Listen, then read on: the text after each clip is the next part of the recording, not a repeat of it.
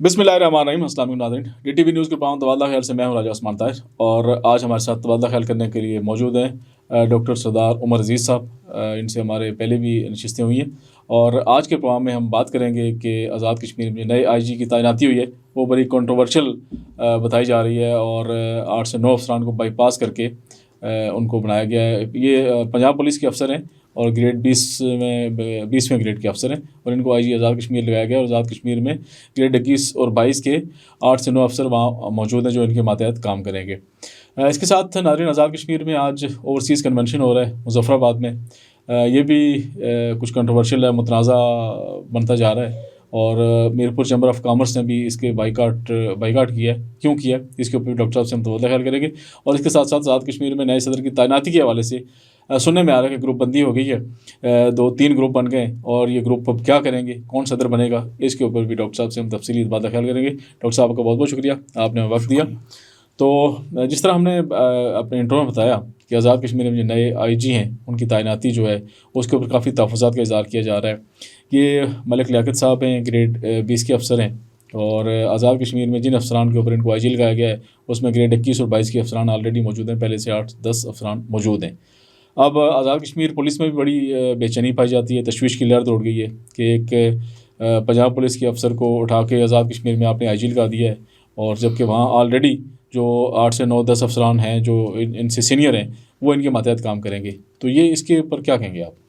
शुक्रिया उस्मान साहब। ये जो IG और चीफ सेक्रेटरी है ये फेडरल का सब्जेक्ट है और वज़ारत उमूर कश्मीर जो है वो यहाँ से नॉमिनेट करके इन 2 अफसरान को आज़ाद कश्मीर में तैनात करती है। इस तरह से प्रोविंशियल जितने भी चीफ सेक्रेटरी और IGs हैं वो फेडरल से इसी तरह से तैनात होकर नहीं, लेकिन किसी जूनियर को तो ना करें ना। अच्छा, अब इसमें राना अब्दुल जब्बार जो IG हैं वो को मैनेजमेंट कोर्स के लिए गए। सही, वो 6 माह का कोर्स है। सही हो गया और मुमकिन है वो उस छुट्टी पे इन द मीन टाइम ज़ाहिर है किसी भी आज़ाद कश्मीर के सीनियर अफसरान अभी आज ही DIG सरदार ज़हीर को 21वें ग्रेड में प्रमोट किया गया और भी अफसरान 5 से 6 ऐसे हैं जो मतलब 21 ग्रेड के हैं जो DIGs हैं, रेंजर्स है, उसमें रिजर्व्स है और इस तरह से ऑपरेशन है। तो इनमें से किसी को एक्टिंग बनाया जा सकता था, लेकिन उस बनाने से पहले ही इन्होंने फेडरल ने एक नोटिफिकेशन कर दिया जिस पे आज़ाद कश्मीर के जो DIGs हैं, क्योंकि जैसे कायम मुकाम सदर होता है, कायम मुकाम स्पीकर होता है, इस तरह से एक्टिंग चार्ज जो है एक्टिंग चीफ सेक्रेटरी और एक्टिंग IG भी पॉसिबिलिटी कि किसी की छुट्टी हो, कोई बीमार हो, कोई कोर्स पे हो, तो इस तरह की पॉसिबिलिटी। तो ये जो कंट्रोवर्सी क्रिएट हुई है वो इसी कंटेस्ट में हुई है कि अगर IG साहब छुट्टी पे वो कोर्स पे गए हुए हैं, उन्होंने वापस आना है तो इस दौरान आज़ाद कश्मीर के किसी अफसर को मौका दिया जाए और उसको ये जो एक अजम्पशन है कि उनको दिया जाए। कश्मीर के अफसर को मौका देना चाहिए था ना किसी को। आप नहीं, ये एक जैसे कायम मुकाम होता है, ये मौका मिलता है, लेकिन इसी जो ही वो छुट्टी पे गए उसके साथ ही फेडरल ने कैप्टन लियाकत का जो है वो नोटिफिकेशन जारी कर दिया, तो वो में भी ज्वाइन भी कर लेंगे। ये इस तरह की तो नोटिफिकेशन जारी हुआ और इस तरह की जो मुख्तलिफ आज़ाद कश्मीर के लोगों में इस तरह की बेचैनी या इस तरह की आवाज़ या इस तरह का एक एहसास पाया जाता है कि यहाँ पर भी हमारे फेडरल में भी लोग सर्व कर रहे हैं, तो आज़ाद कश्मीर के बाशिंदों को क्यों नहीं लगाया जाता, उन्हीं को चीफ सेक्रेटरी IG लगाना चाहिए। ये एक बहुत अरसे से एक डिबेट है, लेकिन एक फेडरल सब्जेक्ट है, तमाम प्रोविंसेस में ऐसा किया जाता है और ये नहीं है कि उनका राइट नहीं है। लेकिन ये कह रहे हैं मायदा कराची के तहत जो वहाँ चीज़ें तय पाई थी उसके तहत ये सारा मामला उसमें ज़ाहिर है वही जब हमारा मायदा कराची जो है उसमें हमारा फॉरेन अफेयर्स, हमारा करेंसी, हमारा पासपोर्ट, हमारी जो IGPR AGPR पोस्ट का जो सिस्टम है वो जो बाकी इस तरह के कोई कुछ साइंटिफिक फेडरल के इदारे हैं वो सफारतकारी और ये जो IG और चीफ सेक्रेटरी की ये इस तरह के ये आईनी तहफ़्फ़ुज़ इसको हासिल है, क्योंकि जैसे बाकी प्रोविंसेस हैं, हम वो एक तो स्टेट है, लेकिन है कि बाकी प्रोविंसेस में भी IG और चीफ सेक्रेटरी जो फेडरल से तैनात होते हैं, तो ये एक है, इसमें राइट ज़रूर बनता है, वहाँ पे एक आवाज़ ज़रूर बुलंद हुई है और ये कि वहाँ के 21वें ग्रेड के अफसरान मौजूद हैं। बल्कि तो लोग ये कह रहे हैं कि इसको रिविजिट करने की ज़रूरत है, मायदा कराची को रिविजिट किया जाए, रिव्यू किया जाए इसके ऊपर। चूँकि एक आइनी मामला है और ये असेंबली में अगर कोई अमेंडमेंट पास होती है और फिर कश्मीर कौंसिल के अंदर से भी ये, क्योंकि आज़ाद कश्मीर के भी 2 हाउसेज़ हैं, जिस तरह पाकिस्तान में कौमी असेंबली और सेनेट है, इस तरह से आज़ाद कश्मीर के अंदर قانون ساز اسمبلی اور کشمیر کونسل ہے. جی. کونسل کی حیثیت بھی سینٹ کی طرح ہی ہے صحیح. کہ اس کے بھی جو 6 ممبران جگہ سے ہیں 6 فیڈرل سے ہیں. جی. تو اس کو ذرا وزیر اعظم ہیڈ کرتا ہے, وزیر امور کشمیر اس کے اندر ہے اور یہاں کے باقی میں نمائندگان ہیں. تو اس کے اندر بھی بہت ساری چیزیں اپروو ہوتی ہیں جو وزارت امور کشمیر سے اپروو ہو کے امپلیمنٹ ہوتی ہیں. صحیح. تو اس طرح کا ایک سبجیکٹ ہمارے ساتھ اٹیچ ہے. تو اگر ری وزٹ ہوا تو اسمبلی میں ترمیم پیش ہوگی, اس میں بھی کامنٹمنٹ آئے گی. جیسے آپ نے پچھلی حکومت میں راجہ فاروق احتساب میں 13ویں ترمیم اور 14ویں ترمیم کی جو باتیں ہو رہی تھی تو وہ یہی تھی کہ آپ نے بہت سارے اختیارات کشمیر کونسل سے لے کے جگہ کو دے دیے تھے, موصولات کے, ٹیکسز کے, چیزوں کے. تو یہ آئینی معاملات ہیں. اس کے اندر ظاہر عام لوگوں کی رائے کی اپنی امپورٹنس ہے اور جو افسران ہیں ان کی قائم مقام تعیناتی بھی اپنی جگہ اہمیت ہے. لیکن بعض جو قانونی اور پیچیدہ معاملات ہیں وہ سوائے اسمبلی کے اور کشمیر کونسل کے اور ریگولیشنز اور امپلیمنٹیشن اس میں ریکوائر ہے. ابھی نئی آئی جی کی تعیناتی ہوئی ہے, اس کے اوپر کہا جا رہا ہے کہ آزاد کشمیر کی جو آزاد کشمیر پولیس ہے ہو سکتا ہے وہ پروٹیسٹ کرے اس کے اوپر. دیکھیں جی 4 اگر ڈی آئی جیز 21ویں گریڈ کے وہاں موجود ہیں. آزاد کشمیر میں کیا ہوتا ہے, پاکستان میں 20ویں گریڈ کا آفیسر جو ہے وہ 21 گریڈ یہاں آخری ہے, لیکن آزاد کشمیر میں سینئر ممبر ریونیو بورڈ, پھر یہ ایڈیشنل چیف سیکرٹری اور کچھ اس طرح کے 21 اور 22ویں گریڈ کی وہاں پروموشنز ہوتی ہیں. وہ ان کا اپنا ڈومیسٹک مسئلہ ہے. اور کئی مرتبہ یہ ہوتا ہے کہ 21ویں گریڈ والا افسر ڈی آئی جی 20ویں گریڈ والے آئی جی کو رپورٹ کر رہا ہوتا ہے. فیڈرل کے گریڈز میں اور ایجوکے کے گریڈز میں کچھ تھوڑا سا وہ انہوں نے اپنی ایک امینڈمنٹ کر کے اپنے کچھ لوگوں کو وہ کیا ہے. تو جو ظاہر ہے جو وہاں پہ ایک قائم مقام تعیناتی تھی, یہ پرمنٹ تعیناتی نہیں ہے, لیکن قائم مقام تعیناتی کے لیے ممکن ہے کسی کی خواہش ہوئی ہو, ذرا خواہشات ان کی بھی ہیں, وہ بھی افسران ہیں. تو اس طرح کا ایک موجود ہے, لیکن ہے کہ میں نہیں سمجھتا ایک محکمانہ مسئلہ ہے وہ انٹرنل ہوگا اور یہ بغاوت یا پروٹیسٹ, کیونکہ وہ سرکاری افسر ہیں تو ان کو کھل کے بات کرنے کی بھی کہیں اجازت نہیں ہوگی. تو دل میں ان کی خواہش ہے, لوگوں کی بھی یہ خواہش تھی, یا باقی لوگ جو آج آپ کہہ رہے ہیں کہ جس کو ایکشن کمیٹی نے بھی کچھ ہائی لائٹ کیا ہے کہ جی ایسا ہونا چاہیے, اور یہ نوٹیفیکیشن واپس لیا جائے, تو یہ بھی ایک سبجیکٹ ہے. تو دیکھیں اس پہ مطلب وزیر امور کشمیر اور پرائم منسٹر آزاد کشمیر یا ہماری فیڈرل جو کیبنٹ ہے یا لوگ ہیں وہ کیا اس پہ ایکشن لیتے. اگر یہ کل تھوڑا سا زیادہ وہ ہو گیا, کچھ دنوں بعد دب گیا تو پھر ٹھیک ہے, لیکن اگر یہ زبان زرد عام ہو گیا اور یہ ایک مطالبہ زور پکڑ گیا اور یہ سیاسی جماعتوں کے علاوہ ایکشن کمیٹی عام آدمی کا بھی یہی مطالبہ ہو تو اس پہ دیکھیں ڈاکٹر صاحب یہ تو زیادتی ہے کہ آپ ایک جونیئر افسر کو سینئر افسر کا باس بنا دیں اور وہ سینئر افسر اپنے جونیئر افسر کا اس کے حکم کے ماتحت اور اس کی تابعداری کرے. وہ فرق عثمان صاحب آپ دیکھیں کہ اس سے پہلے یہ ایک نیریٹیو بلڈ ہوتا تھا کہ ایک جوائنٹ سیکرٹری جو ہے کشمیر کونسل کا وہ پورا آزاد کشمیر چلاتا ہے, اور ایک وقت میں جوائنٹ سیکرٹری کو آلا آتا تھا تو اس کو ریسیو کیا جاتا تھا, اور ایک وقت میں چیف سیکرٹری اور آئی جی کو کوالہ پار کرنے کی باتیں بھی ہوئی. تو یہ چیزیں ہوتی ہیں. ظاہر ہے یہ جو اس طرح کے افسران ہیں یہ اسٹیبلشمنٹ سے فیڈرل سے جاتے ہیں, انہوں نے پورا ایریا میں یہ کہہ رہا ہوں کہ فیڈرل کو بھی اور آزاد کشمیر گورنمنٹ کو بھی اس کے اوپر سوچنا چاہیے. اس سے مزید دوریاں پیدا ہوں گی نا, اس سے مزید اختلافات بڑھیں گے. آپ یہ وہ وقت نہیں ہے کہ آپ اختلافات بڑھائیں, آپ اختلافات کم کرنے کی آپ کی بات درست ہے کہ اس وقت جب پہلے سے ہی وہاں حالات کشیدہ ہیں, سیاسی عدم استحکام ہے, اور پہلے سے بھی ہم پچھلے 1-1.5-2 سال سے مختلف تحریکوں کا سامنا کر رہے ہیں, تو اس طرح کی چیزیں مزید جلتی پہ تیل کا کام کرتی ہیں, اور اس میں لوگوں کو ایک موقع ملتا ہے کہ وہ اس طرح کریں. تو دیکھیں میں بھی یہ آج امیر مقام بھی مظفر آباد میں تھے تو ان کے بھی نوٹس میں ہے, اور پرائم منسٹر کو بھی اس چیز کا بخوبی اندازہ ہے. تو میں بھی اس پہ کوئی ڈیبیٹ ہو یا ہو سکتا ہے کوئی نوٹس لیا جائے اس کے اوپر. چلو دیکھتے ہیں آنے والے دنوں میں مزید کیا ہوتا ہے اس کے اوپر. ڈاکٹر صاحب آزاد کشمیر کے دارالحکومت مظفر آباد میں ایک اوورسیز کنونشن آج منعقد ہو رہا ہے, اور بڑے چرچا کی گئی اس کی, پچھلے کچھ ایک ہفتے سے اشتہارات دیے گئے, اور اس اوورسیز کنونشن مطلب اس منعقد ہونے سے پہلے ہی بڑا کنٹروورشل ہو گیا. کچھ لوگوں کو انہوں نے وہ کہہ رہے ہیں پسند ناپسند کی بنیاد کے اوپر ان کو بلایا گیا, انویٹیشن دیے گئے, اور پھر اس کے اخراجات کے اوپر بڑے سوالات اٹھ رہے ہیں. اور اب آج یہ جو کنونشن منعقد کیا جا رہا ہے اس میں یہ بھی ہے کہ ریلیونٹ لوگوں کو بلایا نہیں گیا. اس کا بیسک جو ایشو بیسک جو مقصد تھا وہ تو پھر فیل ہو گیا. عثمان صاحب انگلش کا محاورہ ہے کہ it is much easier to be critical than to be correct. صحیح ہونا بہت مشکل ہے, تو غلطی نکالنا بہت آسان ہے. صحیح. یہ ایک انیشیٹو وزیر اعظم راجہ فیصل ممتاز راٹھور نے لیا. جی. اس میں کوئی شک نہیں کہ اس میں وقت کم تھا. صحیح. 1 ہفتے کے اندر آپ اوورسیز کانفرنس منعقد کر رہے ہیں مظفر آباد میں، اور جہاں سے باہر سے کچھ لوگوں کی UK سے امریکہ سے نمائندگی ہوئی ہوگی، لیکن اس سے پہلے اس طرح کا ایک اوورسیز کنونشن سینٹر اسلام آباد میں ہوا تھا، جس کو تمام جو باہر سے لوگ آئے تھے ان کو یہاں پہ انٹرٹین بھی کیا گیا، وہ بزنس مین بھی تھے، اور یہ چونکہ فیصل ممتاز راٹھور صاحب کے پاس ایک ٹائم بھی کم تھا، انہوں نے ضروری سمجھا کہ یہ کیا جائے۔ اس میں یہ ہو سکتا ہے کہ ظاہر ہے جب یہ اناؤنس ہوا تو مختلف چیمبر آف کامرس کے لوگ ہیں، یا میرپور، مظفر آباد، آزاد کشمیر کے کچھ اسٹیک ہولڈرز۔ اچھا، میرپور چیمبر آف کامرس والوں کا یہ کہنا ہے کہ اس میں چیف سیکرٹری صاحب کی وجہ سے نا ان کے کچھ ایسے اقدامات ہیں جس کی وجہ سے میرپور چیمبر آف کامرس نے کہا جی کہ ہم اس میں شرکت نہیں کریں گے۔ میں آپ کو جو سچویشن بتا رہا ہوں کہ اس کی جو کنٹروورشل ہونے کا، یا اس میں پارٹیسپیشن کا، یا بائی کاٹ کا، یا اس میں جو اعتراض ہے وہ اس وجہ سے ہے کہ اس کو اگر پرائم منسٹر ہاؤس یا جو وزراء ہیں یا لوگ جو ایک سیاسی ٹیم کا حصہ ہیں یا کچھ پروفیشنل ٹیم کا حصہ ہیں وہ کرتے تو تھوڑا سا یہ ویل اسٹیبلش ہو جاتا۔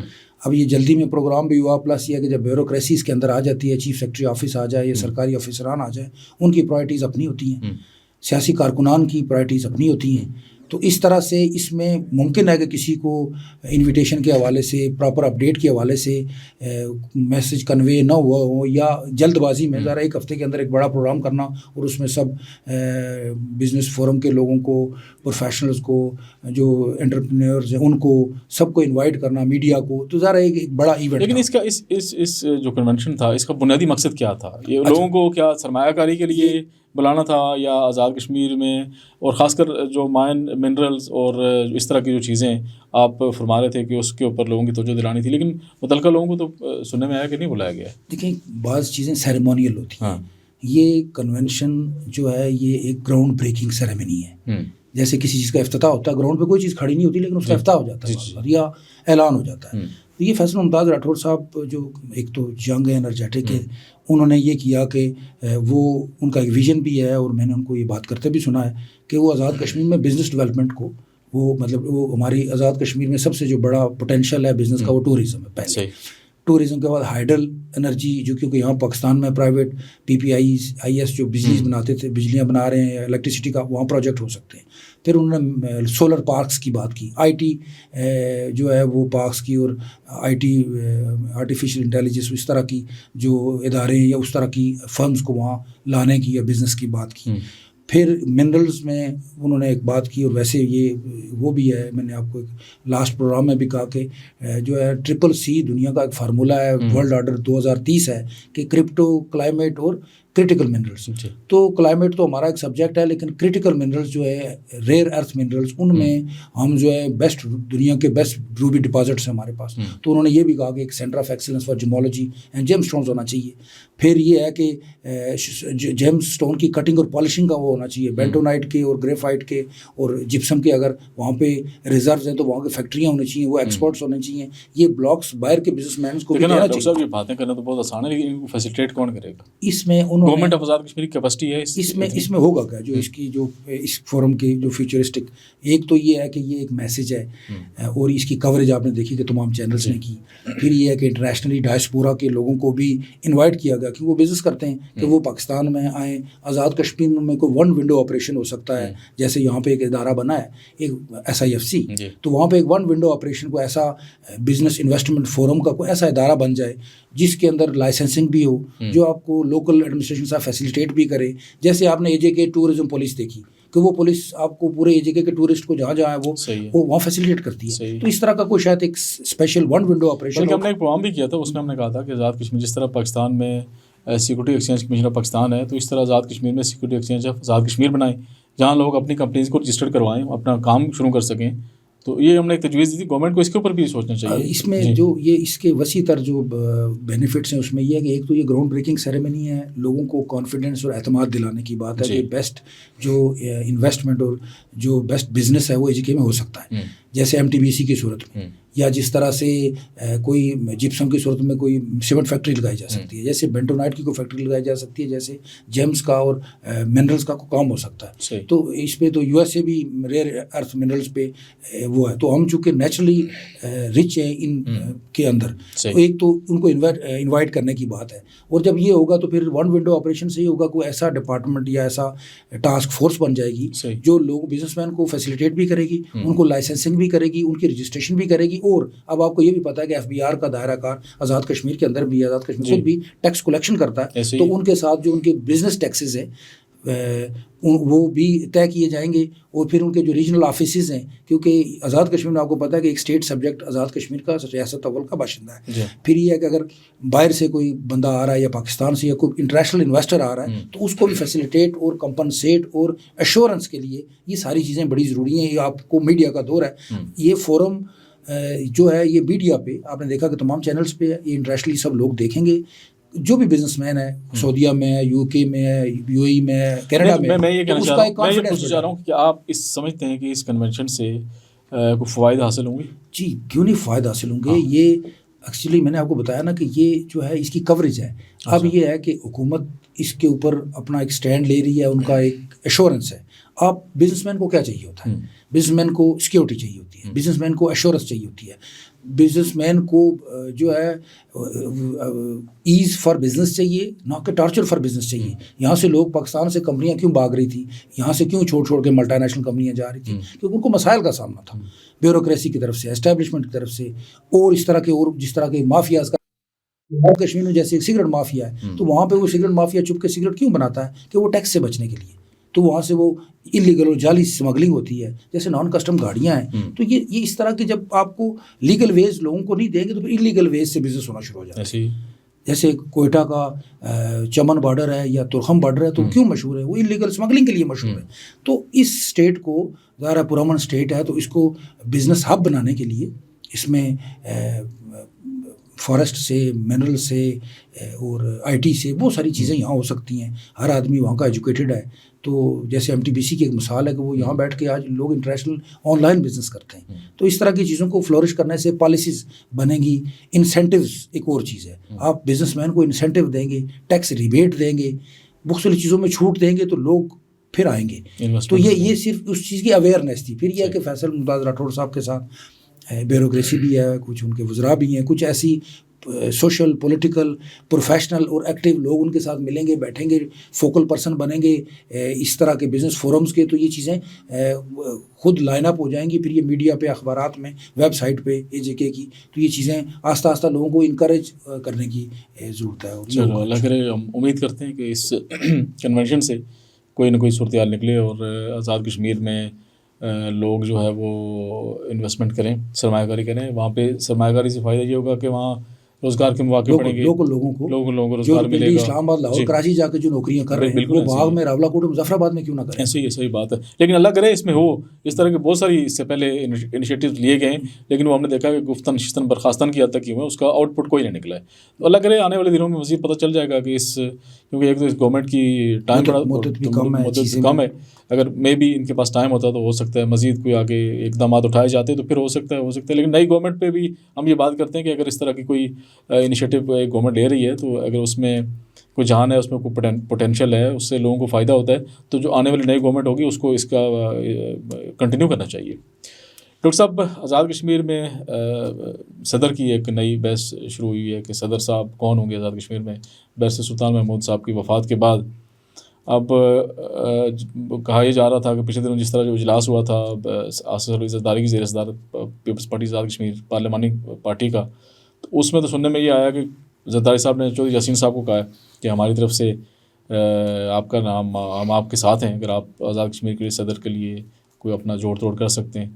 تو اب سننے میں یہ آ رہا ہے کہ ایک وہاں پہ جاٹوں کا گروپ بن گیا ہے صدر کے لیے, اور ایک وہاں پہ مغلوں کا گروپ بن گیا ہے, اور ایک گجروں کا گروپ بن گیا ہے. تو اس میں کیا خبر ہے آپ کے پاس؟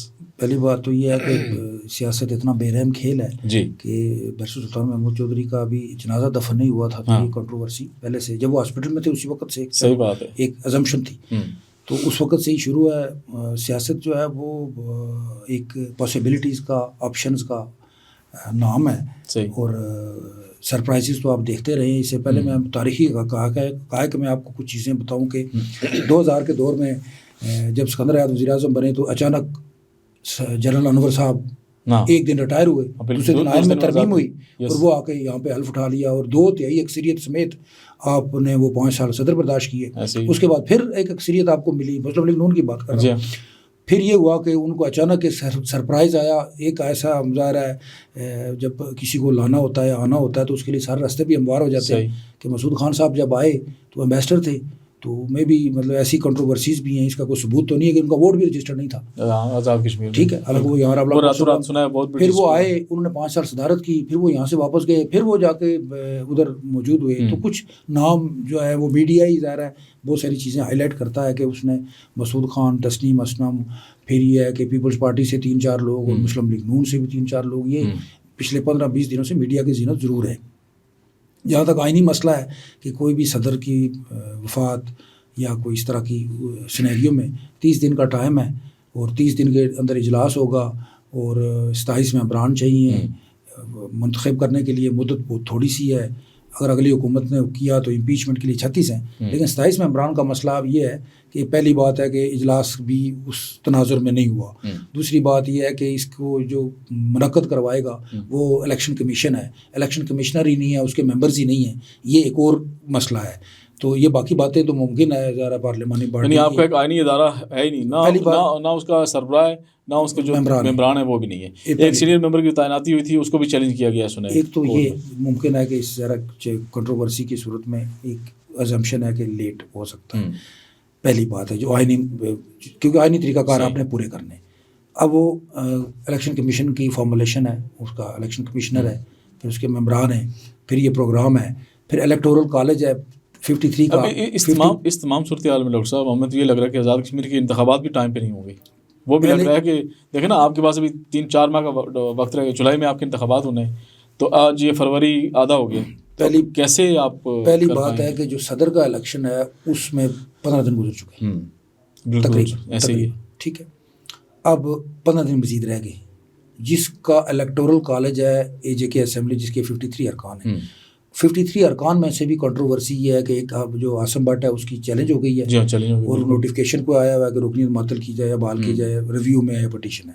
دوسرا ایک راجہ اقبال صاحب جو اوورسیز کے ایم ایل اے تھے, محمد اقبال, اچھا وہ گئے یو کے میں, وہ ہیں اور وہ انہوں نے عدم اعتماد میں بھی کوئی رول پلے نہیں کیا اور وہ کوئی بڑے عرصے سے موجود بھی نہیں ہے, وہ بھی ایبسینٹ ہے ابھی. اور 2-3-4 جو پچھلے کئی اجلاس ہوئے نہیں, عدم اعتماد میں وہ شامل نہیں تھے, انہوں نے کوئی ووٹ پول نہیں کیا, کرنا چاہیے تھا. تو اب الیکٹورل کالج 51 رہ گیا ہے. جو ایگزسٹنگ الیکٹورل کالج ہے اس پہ بھی اگر کیا جائے تو اس میں بھی آپ ظاہر جو گروپوں کی بات کر رہے تھے, گروپ تو ظاہر سیاست میں بنتے ہیں. آزاد کشمیر چونکہ برادریوں کا گلدستہ ہے تو گجر ہمیشہ اپنی ایک ان کا ہوتا ہے, جاٹوں کا اپنا ایک ہے, راجپوتوں کا اپنا ہے, اگر مغل یا سدن باقی لوگ بات کریں تو یہ ان کا رائٹ اس لیے ہے کہ آزاد کشمیر برادریاں اپنے اس طرح تو اگر جائیں تو 4 گروپ بن گئے. نہیں, اس سے میں آپ کو بات بتا رہا ہوں کہ برادریاں اپنا رول پلے کرتی ہیں یا اس پہ ایک بات ہوتی ہے یا ان کا اگٹ ہوتا ہے. یہ الیکشن میں اس سے کوئی دو رائے نہیں ہے, حالانکہ موسٹ ایجوکیٹڈ لوگ ہیں وہاں کے, لیکن یہ برادریوں سے انکار نہیں کیا جا سکتا کیونکہ وہ اس کا وہاں پہ برادریوں کی سیاست کی بڑی انوالومنٹ ہے وہاں پہ. نہیں, یہ ایک ذرا ہسٹوریکل سسٹم ہے, تو یہ اس پہ لوگ قائم ہیں اور ایک عقیدے کی حد تک وہ برادریوں کو وہ اس میں گامزن ہے. اب جو گروپوں کی بات ہے وہاں یہ ہے کہ جہاں تک پیپلز پارٹی کا تعلق ہے تو پیپلز پارٹی کے جو صدر ہیں وہ جو یاسین صاحب ہیں, بھینگا صدر جیسے وہ پرائم منسٹر کے لیے ان کی بات ہوئی, اس طرح جو لطیف اکبر صاحب اسپیکر ہے اور قائم مقام صدر بھی بڑے 6 ماہ سے ہیں, ان کا بھی کہا جا رہا ہے کہ وزارت عظمیٰ ان کے دروازے پہ دستک دے کے چلی گئی. دیکھیں وزارت عظمیٰ جو بھی ایم ایل اے تھا وہ وزارت عظمیٰ کا وزارت عظمیٰ کا کینڈیڈیٹ تھا. اب کوئی ہر ایم ایل اے کی خواہش بھی ہے اور اس کی یہ ضرورت بھی ہے اور وہ کینڈیڈیٹ کھڑا ہو سکتا ہے. اب جتنے ایم ایل اے تھے ان میں سے فیصل ممتاز راٹھور صاحب بن گئے, لیکن کینڈیڈیٹ باقی بھی تھے. اس طرح سے اگر صدر کے لیے لیا جائے تو اگر جو میڈیا میں بھی آ رہا ہے ویسے بھی قائم مقام صدر ہے جو لطیف اکبر صاحب, وہ بھی پارٹی کے صدر ہیں جو یاسین صاحب, ان کو ابھی تک کوئی ان کی ایڈجسٹمنٹ نہیں ہوئی. اور اس کے علاوہ پیپلز پارٹی کے اندر مطلب قمر زمان صاحب الیکشن جو ہے وہ ہارے ہیں, گھر بیٹھے ہوئے ہیں. ایون تنویر الیاس صاحب کے بارے میں بھی بات ہے کہ وہ سابق وزیر اعظم ہے لیکن صدر بننے کے لیے وہ بھی اس طرح سے. سردار یعقوب صاحب ہیں, ان کو بھی آپ یہ وہ لوگ ہیں جو صدر وزیر اعظم رہ بھی چکے ہیں، یعنی کہ تنویر الیاس صاحب بھی وزیر اعظم رہ چکے ہیں، سردار یعقوب صاحب بھی رہ چکے ہیں، تو یہ سب کا حق ہے. یہ پیپلز پارٹی سے جو مسعود خان صاحب، تسنیم اسلم، یہ بیوروکریسی سے بات ہو رہی ہے. جو نون ہے ان میں سے بھی کوئی نہ کوئی کینڈیڈیٹ پلیس ہوگا، لیکن الیکٹورل کالج کی جو میں نے آپ کو بات کی، 19 نشستیں پیپلز پارٹی کے پاس، 10 نشستیں ہیں نون کے پاس. ٹھیک ہے، یہ آپ کے 29 ووٹ ہے، کیونکہ انہوں نے آپ کو سپورٹ کیا تھا پچھلے وزارت عظمیٰ میں. اب مہاجرین کی جو 12 نشستیں ہیں اس میں سے جو ہے وہ ایک نشست پیپلز پارٹی کے پاس ہے عامر غفار لون کی، اور دوسرا اکمل سرگالہ جو ہے وہ نون میں جا چکے ہیں، اب وہ نشست ان کے پاس ہے. تو باقی جو لوگ ہیں وہ 9 کے لوگ بچے ہوئے ہیں، ان میں سے ایک کی رکنیت چیلنج ہوئی ہے، 8 لوگ بچ گئے. نہیں ایک وہ بھی جاوید بٹ بھی گیا ہوا ہے نا. نہیں، جاوید بٹ تو پیپلز پارٹی میں. جی ٹھیک ہے، اب یہ 6 سے 7 لوگ بچ گئے ہیں جو مہاجرین میں ہیں. مہاجرین کی بات کر رہا ہوں، مہاجرین بھی ایک گروپ ہے نا. اچھا، اس کے بعد جو کچھ لوگ ایسے ہیں جو سابق وزیر اعظم جیسے قیوم نیازی صاحب ہیں، جیسے انوار الحق صاحب ہیں، جیسے سردار عتیق ہیں، اور حسن ابراہیم.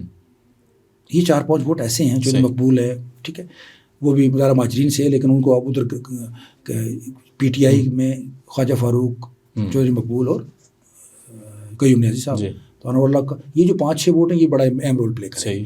تو میجر ووٹ تو پیپلز پارٹی کے پاس. نون نے ان کی وزارت عظمیٰ میں ہیلپ کی، ابھی دوبارہ کرتے ہیں. تو میں نے آپ کو کہا نا، آپشنز پاسبلٹیز کا نام ہے سیاست. ممکن ہے کوئی ایسا غیر جانبدار آدمی بن جائے. یعنی ایون صدارتی کے بارے میں بھی یہ ہے کہ وہ بھی اپنی لابنگ کر رہے ہیں اور وہ کوشش کر رہے ہیں کہ ان کا رائٹ، مطلب وہ ہر بندہ اپنا رائٹ سمجھتا ہے، حالانکہ سیٹ ان کی ایک ہے، لیکن ممکن ہے کہ کسی جب ڈبیٹ ہوتی ہے تو مختلف کینڈیڈیٹس پہ غور ہوتا ہے، کسی ایک پہ سب لوگ مان بھی جاتے ہیں یا منوا بھی لیے جاتے ہیں. اس سے پہلے انوار الحق کو آپ نے دیکھا کہ سارے الیکٹورل کالج سب نے ہی ووٹ دیا، جن 1-2 نے نہیں دیا تو نہیں دیا. مطلب یہ ہے کہ ابھی تک صورتحال بلر ہے. آپ کو صحیح نظر میں یہ سمجھ رہا ہوں کہ یہ پری میچور بات ہے. پہلی جو بات ہے وہ یہ ہے کہ الیکشن شیڈیول اناؤنس ہونا. اس سے بھی پہلے جو ضروری بات ہے کہ الیکشن کمیشنر بننا. ادارہ ہی وہ موجود نہیں ہے. مجھے لگتا ہے کہ الیکشن کمیشنر نہ بننا، الیکٹورل کالج نہ ہونا، جو آپ جیسے آپ نے انٹرو میں بات کی کہ الیکشن مجھے جولائی اور اگست میں ہوتے نظر نہیں آ رہے. الیکشن ہونے کے لیے الیکشن کمشنر ایک اور جو ووٹر فہرستیں ہیں وہ نادرا سے اپڈیٹ ہونی ضروری ہے. یہ ایک چھوٹا آپ کے لیے یہ ایک ٹیسٹ کیس ہے. اگر آپ صدر کا الیکشن بر وقت کرانے میں کامیاب ہو گئے، یہ صدر اگلی آزاد کشمیر کی سیاست میں بھی اثر انداز ہوگا. یہ صدر اس چیز کا بھی فیصلہ کر سکتا ہے کہ اگلی حکومت کس کی ہے. سیاسی صدر آتا ہے تو سیاسی حکومت ہوگی. اگر کوئی جو ہے وہ غیر جانبدار اور طاقتور حلقوں کا صدر آتا ہے تو پھر آپ کے پاس سچویشن بھی، کیونکہ میں نے آپ کو پہلے 2 تجربوں کی اس لیے بات کی کہ 2 صدر آپ گزار چکے ہیں، اور یہ مسلم لیگ نون خود گزار چکی ہے. پیپلز پارٹی یہ چیزیں کرتے ہوئے تھوڑی ریزسٹ کرتی ہے کیونکہ ان کے پاس اکثریت حاصل ہے ان کے پاس. تو مسلم لیگ نون نے پہلے یہ 2 تجربے کیے ہیں، ان کا کوئی جواب نہیں ہے ان کے پاس کہ یہ بندے آپ نے کیوں قبول کیے، کرنے پڑتے ہیں بعض اوقات. تو سیاست میں یہ مطلب ڈاکٹر صاحب کہنے کا مقصد یہ ہے کہ ابھی تک صورتحال واضح نہیں ہے. واضح اس لیے نہیں ہے کہ جب تک الیکشن کمیشن نہیں بنتا، ممبران نہیں بنتے اور شیڈیول اناؤنس نہیں ہوتا، تو 15 دن گزر چکے ہیں اور آگے کل پرسوں سے رمضان سٹارٹ ہے. کرنے کو آئیں تو ذرا 1-2 دن 3 دن کی بات ہے، کیونکہ صرف الیکٹورل کالج ہے، آپ نے شیڈیول اناؤنس کرنا ہے، کاغذات نامزدگی جمع کرانا ہے، ہفتے کا وہ ٹائم ہے، اور آپ نے پولنگ ڈے رکھنا ہے. صحیح. تو اس میں اس کے ساتھ ایک جو صورتحال آپ نے وہ ذکر کیا کہ جو عاصم بٹ صاحب ہے، عاصم شریف بٹ صاحب، ان کی جو رکنیت کے حوالے سے سوال، مطلب سب سے پہلے تو یہ بھی ایک بڑا سوالیہ نشان ہے کہ یہ لوگ اپنے آپ کو کشمیری ثابت کر کے گھس کیسے گئے اس سسٹم میں. 40 اسٹیٹ سبجیکٹ بنوائے اور اتنے عرصے سے مراد رہتے رہے، رکن اسمبلی رہے، وزیر رہے، اور کسی نے پوچھا تک نہیں، دیکھا تک نہیں. اور ہماری عدالتوں کا نظام وہ اتنا پوسیدہ ہو چکا ہے کہ وہ کئی سال لگ جاتے ہیں لوگوں کو کیسوں کا فیصلہ کرتے ہوئے، اور یہ بڑی افسوسناک صورتحال ہے. ابھی عاصم شریف بٹ ہو گیا، جس طرح ریاض گجر صاحب کے بارے میں کہا جاتا ہے کہ وہ بھی ان کا بھی کشمیریت سے کوئی تعلق نہیں ہے، نہ ان کے پاس شہریت ہے. یہ عاصم بٹ ہیں.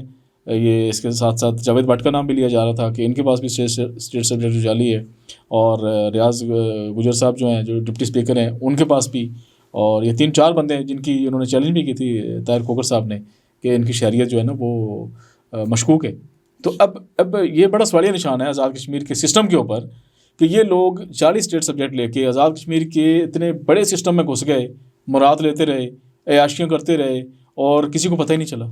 کتنا بڑا یہ دیکھیں، یہ مہاجرین کی جو نشستیں، ہم تو آزاد کشمیر کی حد تک تو ہر آدمی دوسرے کو جانتا ہوتا ہے چیزیں ایک اس میں. تو جہاں تک جعل سازی کا اس چیز کا تعلق ہے، وہ چیلنج بھی ہے وہ ایک دوسرے کے خلاف چیلنج ہمارے یہاں میں یہی عرض کر رہا ہوں کہ سسٹم جو انصاف کا سسٹم ہے وہ اتنا پوسیدہ ہو چکا ہے کہ وہ کئی سال لگ جاتے ہیں. کشمیر میں کیا پاکستان میں بھی یہی صورتحال ہے. دیکھیں جی قانون کا تو یہی ہے کہ ذرا کورٹس ہیں, ہائی کورٹ کے بعد سپریم کورٹ ہے, پھر نظر ثانی ہے, پھر مختلف چیزیں ہیں, اپیلیں ہیں, اور یہ اس دوران کئی دفعہ وہ ٹائم فریم ہی گزر جاتا ہے, اور وہ اپنی مراد فوری اور سستا انصاف تو یہ بات ہی ہے. لیکن اتنے ظاہر ہے یہ چیزیں, اس میں کوئی شک نہیں ہے کہ ایسی آوازیں ہیں اور ایسی باتیں ہیں کہ جعلی ہونے کی اسٹیٹ سبجیکٹ اور چیزیں, لیکن کچھ کہا نہیں اس لیے نہیں جا سکتا کہ ایک پٹیشن کرتا ہے, دوسرے کا حق میں فیصلہ آتا ہے, دوسرا پھر اپیل میں چلا جاتا ہے. تو یہ ایک چل رہا ہے, یہ ایک مہاجرین کی نشستوں میں ظاہر ہے لوگ اس میں کوئی پہلے کے مہاجر ہیں, وہ 89 کے مہاجر ہیں, کوئی انہوں نے نہیں جو اوریجنل مہاجر ہے وہ تو اس کے اوپر کوئی ڈینائی نہیں کر رہا ہے, وہ تو بالکل ٹھیک ہے. لیکن اس طرح کے جو جعلی لوگ اگر آ کے آپ کے اتنے بڑے سسٹم میں بیٹھ جائیں, اور میں آپ کو بات بتاؤں, ایک سے پوچھیں تو دوسرا کہتا ہے وہ جعلی ہے, دوسرے سے پوچھیں وہ کہتا ہے یہ جعلی ہے. اب دونوں ایک دوسرے کو جعلی کہہ رہے ہیں, اب اس کا فیصلہ کون کرے گا کون جعلی ہے؟ ریاست کرے گی, ریاست کے ادارے کریں گے, اور ریاست کے ادارے خاموش ہیں. اسکروٹنگ جب ہوتی ہے اور ظاہر ہے سر اسکروٹنیاں کہیں ہوئی ہیں, اس اسکروٹنی میں کیا نکلا, کچھ بھی نہیں نکلا. عوام کو ایک لالی پاپ دیا گیا ہو اور کچھ بھی ہوتا ہے وہ نظر نہیں آ رہا ہے. ڈاکٹر صاحب آپ کو بہت بہت شکریہ. ناظرین آج کا پروگرام ہمارا یہیں تک, انشاءاللہ آنے والے دنوں میں مزید آزاد کشمیر کی سیاسی صورتحال اور جو بھی معاملات ڈیولپ ہوں گے نئے, اس سے آپ کو آگاہ رکھیں گے. تب تک اجازت دیجیے گا. خدا حافظ.